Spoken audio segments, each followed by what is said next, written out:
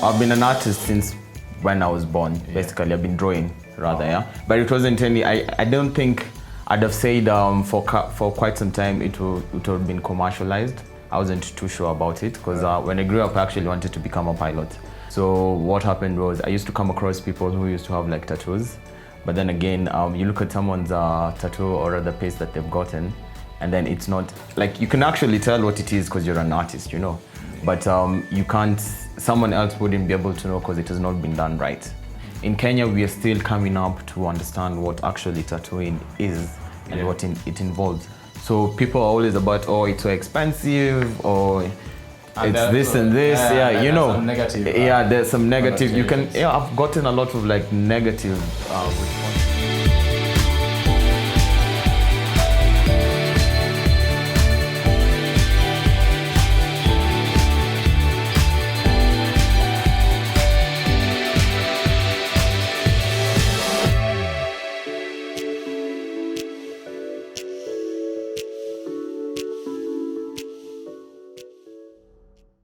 I'm on my bed, ready to get a tattoo. I think my arms are good for a tattoo, right, Ian? Yeah, definitely. Like we say, this segment is known as real money. We show you where the real money is. Basically trying to tell you, the idea that you have, whatever you want to start doing it now. And we're talking to real people doing real stuff on the ground. So it's not theory. Sometimes, like I always say, finance and investment coaches or consultants, we talk about these things theoretically. But in real sense, sometimes we need to go to the ground and let someone who's doing these things tell you that, yes, we're doing it right now, we're making a living out of it, and yes, you can start. So this is just an encouragement to most people. And of course, you want to learn the processes and how to support such small businesses, give them visibility, and grow them. So guys, welcome as usual here at Ken's Money Matters. We talk about the money mindset, how to make that money, how to invest that money, how to enjoy that money, how to manage that money, and how to ensure yourself a lifetime of income. Basically, financial freedom. Welcome, and today we have someone amazing. Someone doing something very different from what you've done before. So this is an artist. Talent, guys. Remember, skills and talent. So this is someone who is interested in skills and history. So amazing, encouraging, and of course, a real-time story. Can you introduce yourself to Ken's Money Matters viewers and just tell them what you do generally? As you've heard, the name is Ian, but well known as John Fabiano. Tattoo artist as well. And yeah, the business is King Ink Tattoos _ John Fabiano. Yeah. Oh, say again? King Ink Tattoos. King Ink Tattoos. Yeah, _ John Fabiano. All right, okay. So this is the first time I'm interviewing someone who does something, I would say, talent related, because all the other things have been more like businesses that you can just start. Nice. Someone like me can't just come and start doing tattoos. This has to be talent. Yeah. So would you consider yourself talented in this area? I wouldn't say talented, but more blessed, because it's an opportunity that you've been given to serve people. So the service to people is what is best for me. So I wouldn't say talented, but just blessed. It's amazing talking to you because there are a lot of stereotypes around, things like tattooing, and generally even just being an artist. Yeah. Like for example, you come out of school. I wanted to be a DJ. Right? When I was growing up, and trust me, my mom hated the idea. I remember there's a time I paid, is it called Red or something, some money to DJ called Red. Yeah, then it was actually somewhere along Thika Road, by the way. And then my mom refused, and I wasted that fee. So I couldn't do it, but I know there's a lot of stereotype about it. Yeah, there is. How did you get into it and beat the stereotype around this? How did I get into it? Well, I used to commute to school because I hadn't started basically by then. Okay. So what happened was I used to come across people who used to have like tattoos, but then again, you look at someone's tattoo or other piece that they've gotten, and then it's not like you can actually tell what it is because you're an artist, but you can't. Someone else wouldn't be able to know because it has not been done right. Okay. Yeah, it's as we like to say, it's a work tattoo. Yeah. All right. So I got into the interest around it because I was sitting behind and asking myself, how is it that you go for a service, pay for the same service, but don't end up getting what you've actually paid for? Yeah. Yeah. So that gave me the push of wanting to actually pursue into tattooing, like to start doing tattoos. My question would be, by the time you're judging someone's tattoo, it means you have some knowledge or interest already. At what point did you develop that interest in knowing I'm an artist and I can actually do this? Well, I've been an artist since when I was born. Basically, I've been drawing rather, yeah. But it wasn't any. I don't think I'd have said for quite some time it would have been commercialized. I wasn't too sure about it because when I grew up, I actually wanted to become a pilot. Oh, nice. Yeah. Then so then that changed at some point. Yeah. I wanted to become an army guy at some point as well, join the army. But my mom was like, no, it can't happen because you know parents. So from that, I went down to law stuff, yeah. Then, no, actually before law, I went back now to art. But I didn't want to do art solely. I wanted actually to major in like paintings and graphics. Yeah. Yeah, so I was talked out of it because by then it was like art doesn't bring much finances to the table. Yeah. So I was like, you know, you're a kid, you're naive, and you don't know what is actually happening. So you're like, oh, okay, I won't get into it. So I now majored into law. But then at some point further on, I stopped doing law, stopped pursuing law. Then I came back into art, and that's especially when I got my first tattoo. Because when I went to get my first tattoo, it's when now I kind of got the exposure. Okay, I'd gotten exposure from different what's it called, series, because there are various tattoo series out there that you can watch. Yeah. So I was actually viewing one in particular. It's called Ink Master. So I got Ink Master. Ink Master. Yeah. So it's actually really interesting. So I got had the interest, but that pushed the interest more. Okay. Then when I got my tattoo, my first tattoo, then it pushed my interest even way further, and I was like, you know what, I'm actually ready to actually do this because it didn't seem as hard as I had thought it would be. Yeah, so it's just like using a pencil on paper. It's just that you're using something totally different, but on a different medium as well, which is skin. Yeah. So my question still would be on this issue that, and that's really an interesting story. You wanted to be a pilot. Yeah. And then at some point that died down. You wanted to be in the army, and that again you were discouraged. And then you wanted to be an artist, and then your parents were like, that won't bring in so much money. You see how bad that is. And then you went into law. Yeah. So all these other careers you were pushed by society somehow, would you say? Or did you choose to be, you wanted to be a pilot or something? I actually wanted to be a pilot. Yeah. Okay, most of everything that I wanted to be was actually something that was interested. I had a reason as to why. Okay. And then I didn't go into piloting because I have poor eyesight. So I'd been told I need to get my eyesight fixed. So I was like, no, I don't want to be tied into seeing manifestations, tied into using something for me to see. Okay. So I stopped that. Right. So then I went to the army. I didn't want to join like more or less the Kenyan army because I'm a gamer on the side. Apparently, I game a lot. So I tend to use when it comes to games that involve army stuff. I'm normally a sniper. I wanted to be a sniper, especially dealing with drugs. So on the sea coastal regions, the guys who stop like ships moving in and out. So, but I didn't want to do it here. I wanted to do it in the US. But you see now, I'm not exposed into the US system. Yeah, so that one was more or less not something that would actually come to be. It can. Yeah, it can.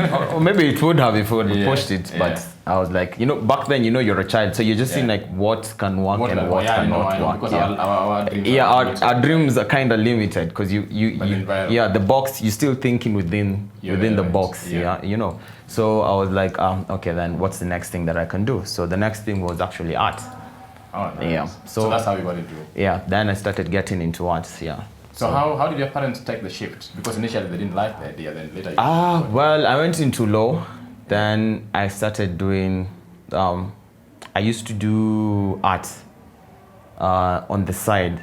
Not really a lot of people would know. So I used to juggle in between school and tattoo studio because I went for apprentice for quite a short while. So I used to juggle in between. So when I came to because I dropped law school. So when I actually came to drop, there wasn't much of a question about it. Actually, I feel like my dad has never really asked me anything about it. My mom has kind of asked it, but she has asked it in a good way. Mm-hmm. So they didn't really have much pressure about it because we had a discussion at some points, but it wasn't necessarily involving school, but more or less like the step that I'm moving forward, which is the tattoo industry. Yeah. So they asked me like, what's the whole idea between how much money per se are you getting? What's the breakdown? What's the ups and downs? So I explained to them, and then everything as per how it was going. Then they kind of understood it because it wasn't now much of more of a tussle. Like the tension, you know, you feel tension. There might not be a tussle, but you might feel tension a bit because, you know, every parent has that. Like, I'm worried about my child. It's a future that they're stepping into. Yeah. So it can work for the best. It can work for the worst. But I want it to work for the best because you're my child. Yeah. You get. So the tension kind of eased up after me explaining everything, and yeah, I started. So which year was this? This was, I think, 2016. Okay. Yeah. Did you tell them now I've dropped out of law school officially? I didn't tell them. Yeah. It has always been left hanging, actually, because my mom, until date, okay, nowadays she doesn't ask me that much. A couple of years, maybe like a year or 2 years back, she would ask, are you still going back to law school? Are you going to finish? I'm like, I'll think about it. But nowadays, it's like she's come to realize, I don't think this guy is going back. This guy is gone. This guy has left. So I kind of didn't make it official, but I kind of was officially done with everything. Yeah, I think you have very liberal parents, to be honest. Yeah. Compared to other parents. So I can imagine me telling my mom, I want to stop the things I've been doing, like law, then get into... I tend to think it's because I'm also stubborn. So you're very stubborn. Yeah, I kind of think like they felt it's going to be maybe bad, I don't know, maybe worse if we like really force it out. So I think they were like, let him try and see. If he fails, he'll probably just bounce back too. So I think they were hoping more or less, let him, maybe it becomes an issue, he bounces more back towards, but despite all the issues, I've never stayed back because for me, I've been in different industries, or rather I've been working in different areas. Other than before I came like really settled into tattooing. I've been in sales and marketing. There's a whole law thing. Then I've done graphics and design. Then I've done also customer care. So in everything that I did, I feel like everything built me towards tattooing, because you know people normally say everything happens for a reason. Now you see with customer care, I came to know how to relate with customers. You get a very disturbing and stubborn client, you know how to take care and handle it out. You see, when it comes to the sales and marketing, you know how to market yourself, you know how to sell your design, you know how to sell your brand as is, you know. With the whole law, it comes to legal matters, you know, where the loopholes where a client can bite you back in case of something, liability when it comes to everything. So you kind of get a grasp of everything in everything that you do. You see, so which was quite interesting. That's something actually I need to tell my viewers, because you mentioned something very important in terms of bringing your other skills to support whatever you want to do. So you need to bring different skills, different ideas that you have, and the experiences you've had, even in jobs, and bring it into your business and then build your business. So you used customer service and sales and marketing to get into an industry that's very unrelated, to be honest. But you see, it can help you. It can help you, that is true. That is true. That's an amazing story up to that point. But now let's now talk about money, and before getting to money, what are the challenges? Because we're going to talk about challenges. What are the challenges of this business that you've encountered since you... Well, the first challenge I think I would say would be time. Would be time, because especially when it comes to balancing your life and work, it's a very tight line in between. You get clients who book you way prior. Let's say like I'm booked, let's say, when are we? In January. Today is on, I think, 8th, 10th? 10th, So, nice. So I'd say, like, let's say from 15th to 30th, I'm booked, So that means I have to serve my clients. You see, let's say you have your friends, you have a wedding that you're about to get married, you're marrying, So I can't really attend because I have already obligated my service to another end. You see, so the first downfall would be time. The other thing when it comes to time is with my type of business, you really don't know when the client is gonna come or not gonna come. So appearances, you see, various clients as well, they're also humans from their end. So they have certain times that they can come to the studio. So if today won't work, by the next time they come into work will be a totally different day. And you see, you're actually depending, as much as I tell people, it should not be, for you to become a tattoo artist, you shouldn't really be looking at finances per se, because it what leads off people astray. But your bills still needs to be paid. Yeah. You know, so how am I getting my bills paid? By getting that client. Yeah. You see, so for you, when a client comes, you're looking at when's the fastest and when's the best time I can get to secure that bag. Yeah. You see, so you get, that's what I'm saying. So that's time. Yeah. Then there's the whole issue of clients not coming. That's another thing. Then there's the whole thing of the other challenge would be people in Kenya, let's say, mostly because it's a little bit different out there. In Kenya, we are still coming up to understand what actually tattooing is and what it involves. So people are always about, oh, it's so expensive, or it's this and this. You know. Some negative, there's some negative. You can. I've gotten a lot of like negative responses from clients just because you're doing your job. Yeah. You know, you're not even trying to scan anyone and like overprice them. You're actually just pricing. Most of the times you're even underpricing because you don't want to scare the client to go. You see. So then a client comes and tells you, oh, you're so expensive, or you know, all those words and all those words. It becomes a tussle. So that would be the other thing. I tend to think those are some of the challenges. And the government itself is a challenge by itself. Because like trying to ship in stuff from abroad, because we don't have local merchants who provide whatever we need.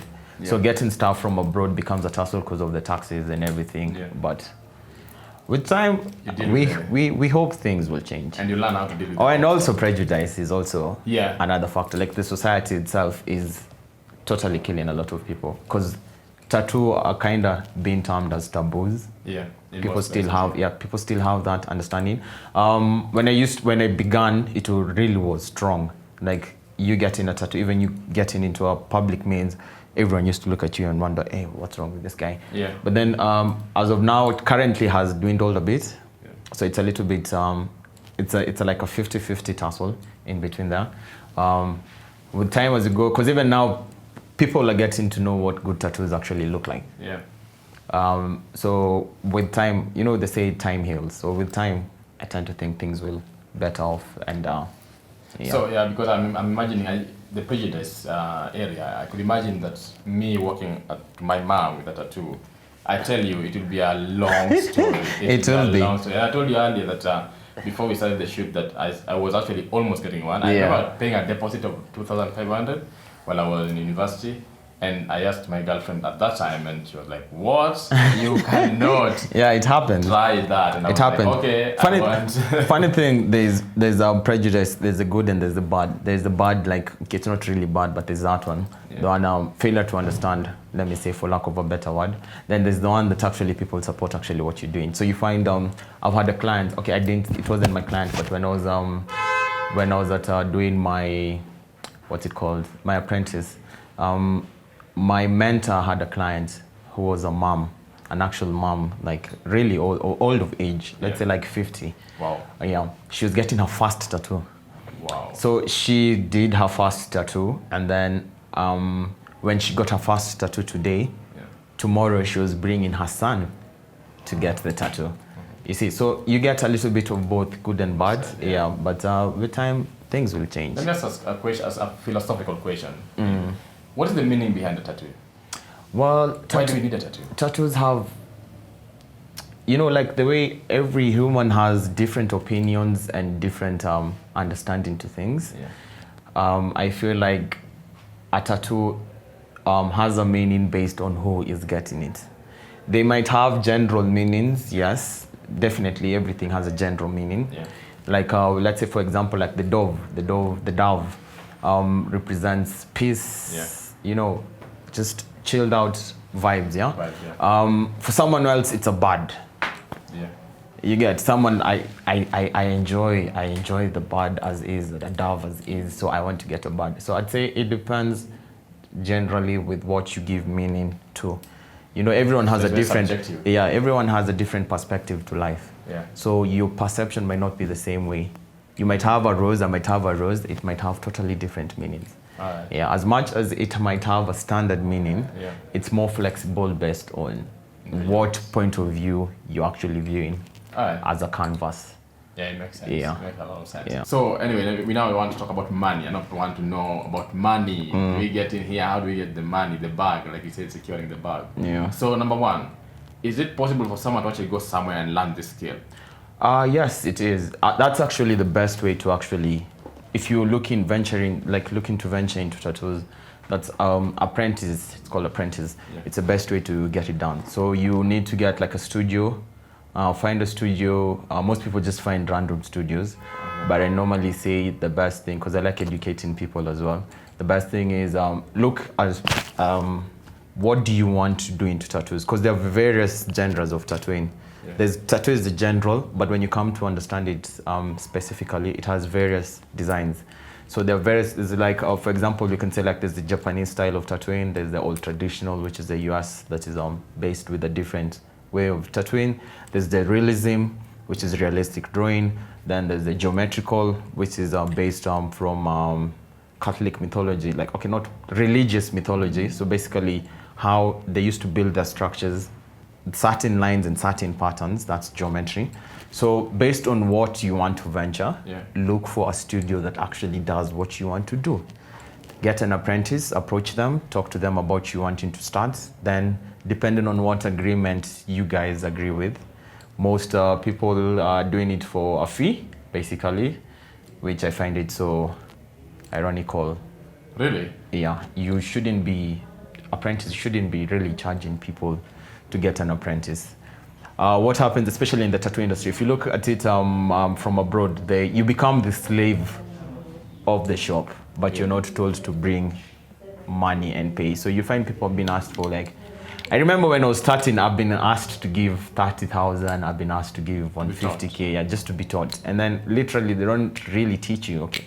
Most of them don't really teach you because they're just looking for a way out for them, because they're also trying to get money. But let me ask sustain a the question. business. Even you right now. Yeah. Wouldn't you think that it would be good for you to scale your business by teaching people and then? Yeah, it's the best way. Like, for you to grow, you get to teach someone. Yeah. People forget as much as how young and how a child can actually teach you something. Yeah. You can sit with a child right now and you'll be like, wait, I didn't realize that can actually happen. So it happens like that. So everyone has a little span of education that they can teach you. So imagine if you're teaching someone one thing, you guys both have different perspectives, yeah? They try this that you've taught them, they try whatever you've taught them, depending with their own perspective. So then they find it's working better. You come to actually say it's working better. Then you ask them, so how have you done? Because it kind of looks better than what I actually do. Yeah. So what do you end up doing? You end up learning from what they're doing. Yeah. You see, so that's the best thing that I normally tell people. Just teach people out of heart. So, yeah. But when you talk about apprenticeship, for example, do you offer it yourself? I don't. I don't like, when it comes to me, I don't like calling it apprentice. I like saying, I will show you what I do, because I'm still young in the market. Yeah. I normally say, I've been here for like 4 years. I'm still learning myself. Yeah. So I can't really say because when you're going to apprentice, you're going to get knowledge from someone who has done everything. Yeah.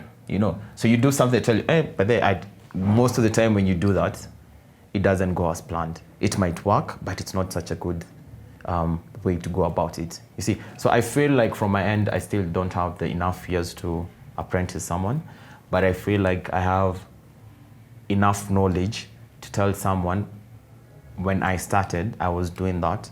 Then I came to understand, like, if I do something totally different, if I add to that, this and this is what happens. So when someone approaches me, I tell them, this is how I do my stuff. You can try do it the same way I'm doing it. If not, if you find this doesn't work, you can twitch it up a little bit. Whatever you find that works, come and tell me. If you find we can do it better, then come and tell me. But what I say is, when you're an artist and you come into tattooing, you have an advantage, because when you're an artist, when something like, let's say for an example, you're drawing an apple.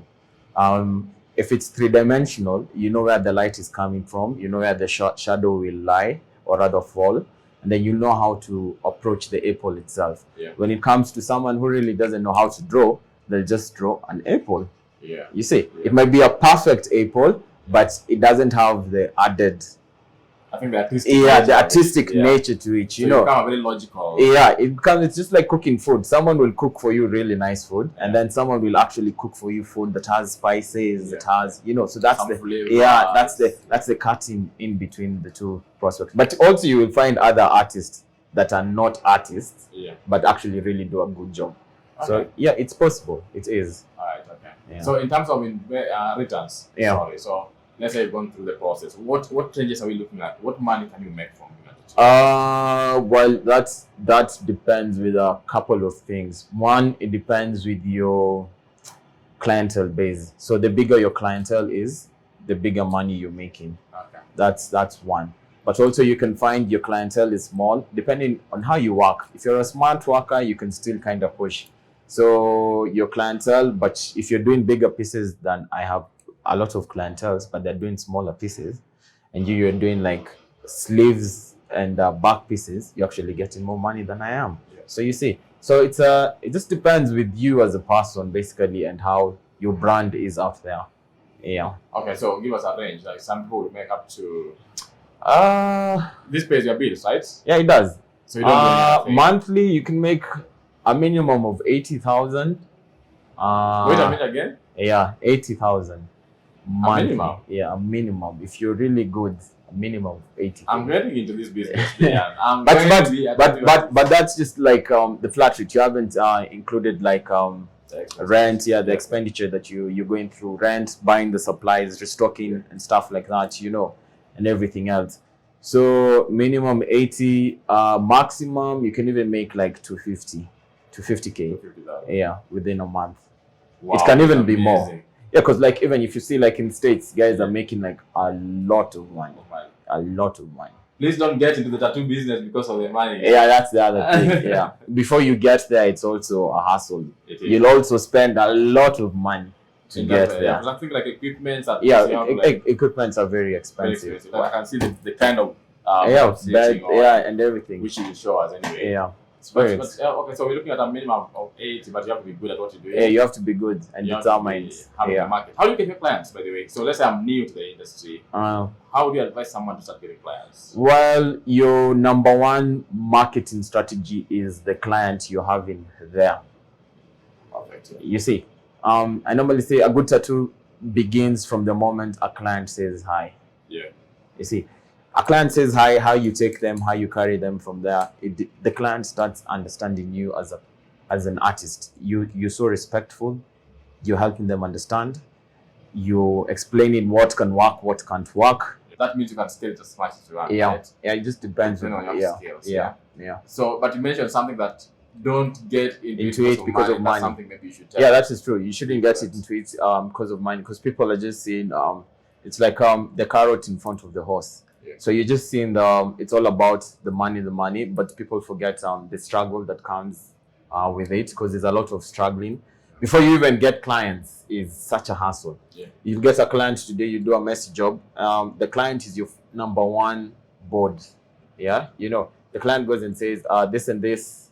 He's not that much of a good artist. He tells a friend, tells number one friend. Number one friend goes and tells to 3 other friends. 3 other friends go and tell 6 other friends. Yeah. So you your brand end up being tarnished. Yeah. You see, so if you're looking at it into the money, you're just looking more or less.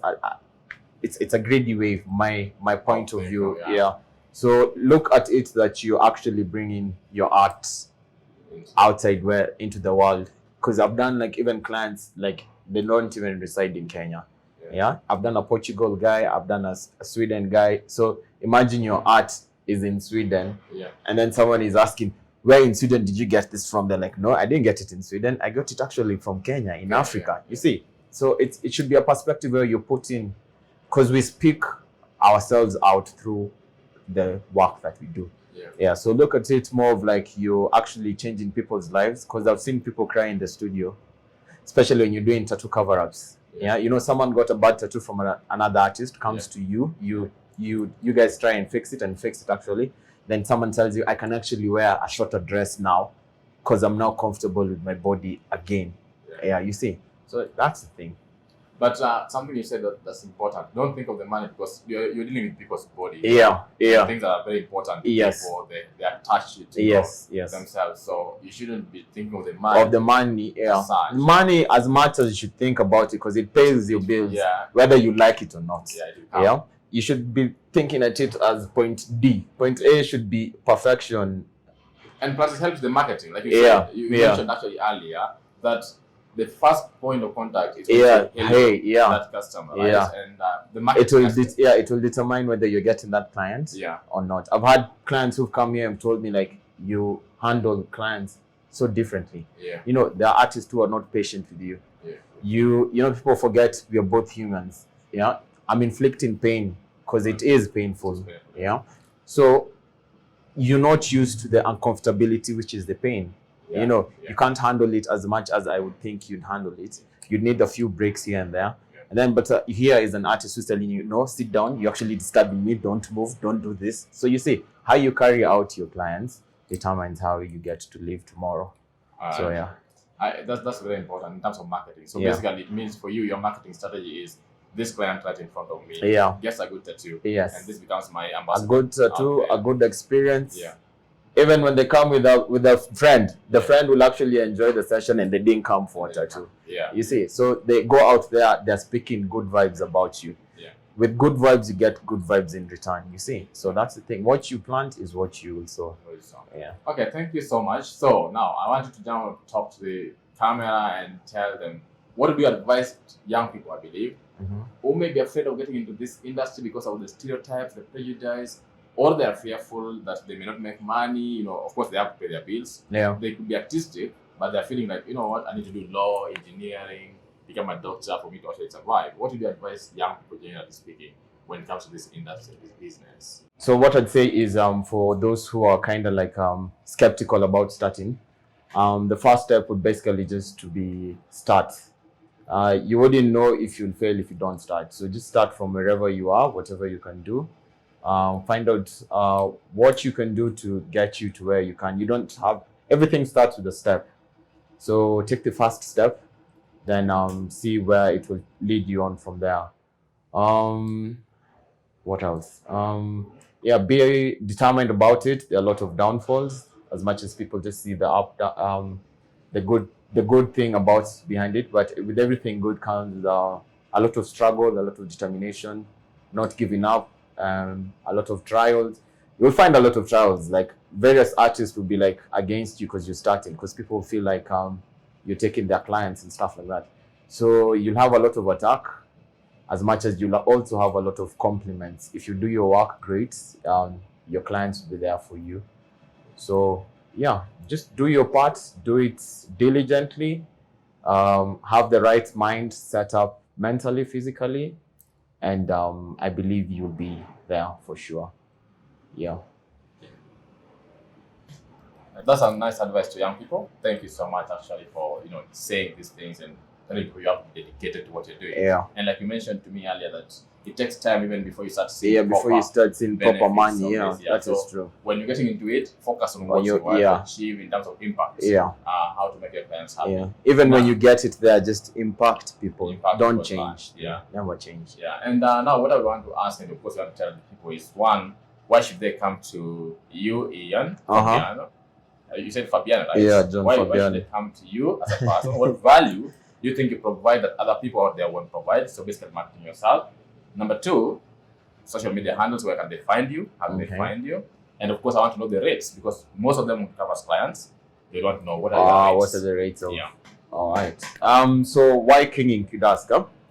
For us, it's more about not only about the tattoos, but more about the experience in general. So you getting a good tattoo, you enjoying your experience and your stay while you're here, the hospitality and everything according to what you want as well is the first thing at hand. Second thing is the end result. You getting what you actually really want to get, what you order and what you get, So yeah. About rates, my flat rate goes from 2,500. That's minimalistic tattoos, very small tattoos. The price can range to close to even 30, 40, depending on the size of what you're getting. Because basically what we do, how we price your tattoo is we price your tattoo based on the size, the detail, and the placement of the tattoo that you're actually getting. So yeah, but we are friendly. Don't be too scared about it. Yeah. So anyway, just I want you to show us, around. I see some equipment here. We haven't actually told people, what they do. What's some basic information. So I will let you show us around your studio. Just give us a feel of the studio. Okay, so let's take for example you're a client for today, which you are. Yeah, so basically what happens is you make sure the client has sat well, comfortably. We get to choose the sizes based on the discussion that, because you have done. I don't feel very comfortable with it. You don't feel comfortable. Well, I can adjust you if you want to be a little bit more relaxed. Okay. Nice, yeah. I know you want to sit like a boss for sure. Yeah.